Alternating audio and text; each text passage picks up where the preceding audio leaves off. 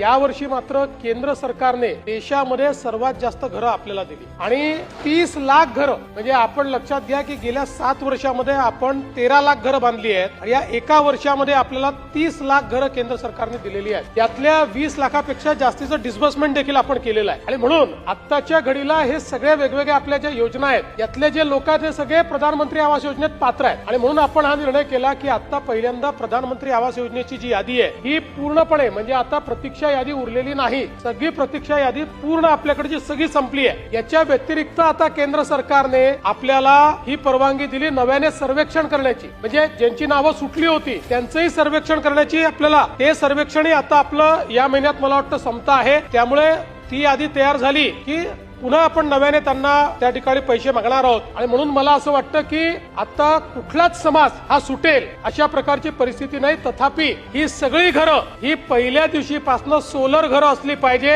या 30 लाख कुटुंबांना विजेचं कुठलंही बिल येऊ नये या दृष्टीनं 50,000 रुपये आपण अधिकचे दिलेले आहेत। त्यामुळे मला असं वाटतं की एक प्रकार